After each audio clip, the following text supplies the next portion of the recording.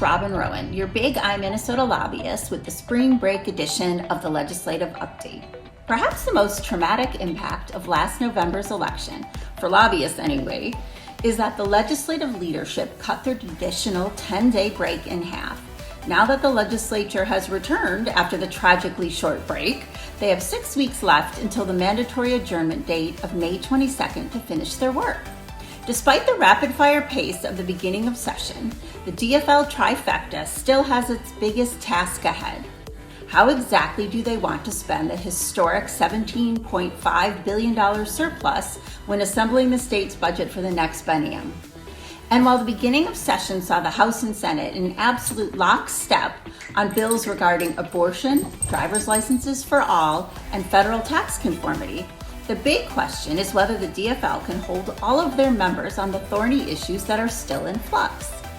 This will be particularly interesting in the Senate, where the one-seat majority gives dissenting members outsized power to try and extract changes.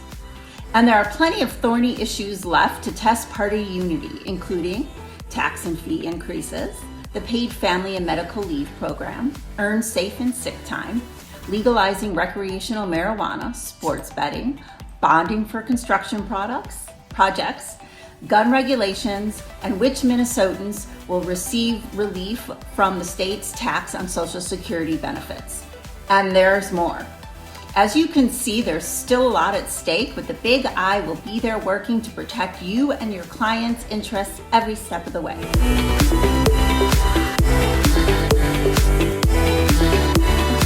So let's talk about one of the marquee issues that has a nexus to insurance, the legalization of recreational marijuana. Despite concerns raised about safety on the roads and in the workplace, legalization continues to move through the legislative process. Whether the bill makes it to Governor Walz's desk is another story, however, as legalization is one of those issues that may face challenges on the Senate floor.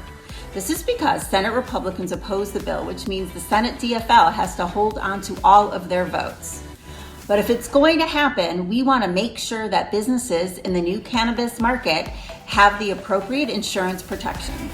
That is why we are working to include minimum insurance requirements in the bill, including products liability coverage for retail cannabis businesses, to dram shop coverage for craft brewers that serve THC products.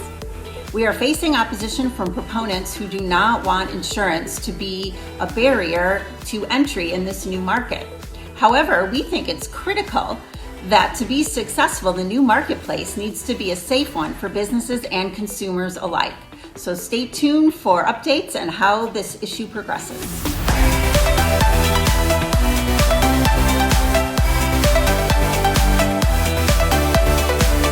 Squarely in the insurance space, we are also working to protect Minnesota's homeowners insurance market by teaming up with the IFM and the Farm Mutuals to promote legislation to rein in storm chasers.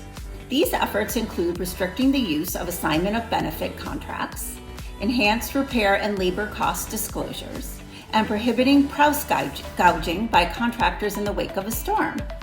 Also on the insurance front, we continue to oppose the trial bar's efforts to eliminate the family exclusion in boat and umbrella policies. What has come to be known as the boat bill is a trial bar priority that was initially introduced in the 2018 legislative session after a Twin Cities TV news reporter suffered a horrific lower leg injury when her husband ran her over after she fell off their family boat. The reporter was unable to obtain any payments from their boat and umbrella liability policies because she was a resident relative and therefore excluded from coverage. The family eventually sued their insurer seeking to have the exclusion nullified, but lost in federal district court. In 2018, the Republican-controlled Senate recognized the potential for fraud and collusion between family members and helped us kill the measure. However, the boat bill is back this year and it's gaining momentum. While we have the bill tied up in Senate Commerce Committee, the trial bar is pushing hard to get the bill across the finish line. Stay tuned as we may be asking you to reach out to your legislators to help us keep boat insurance affordable by protecting the family exclusion.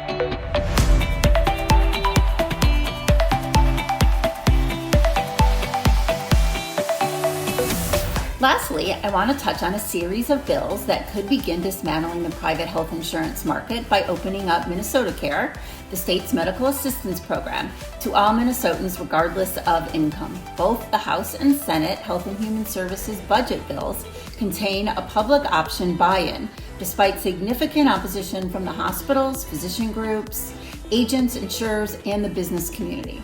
As you know, private insurers will not be able to compete with a government plan based on below market reimbursement rates for providers and hospitals. Perhaps even more concerning is the Senate proposal that takes an even bolder step towards a single payer system. This provision creates a healthcare affordability commission, which is comprised of political appointees that will be empowered to essentially reform the healthcare marketplace. Because of the Big I's strong belief in protecting private insurance markets, we are joining a coalition to fight these proposals and will likely need your help.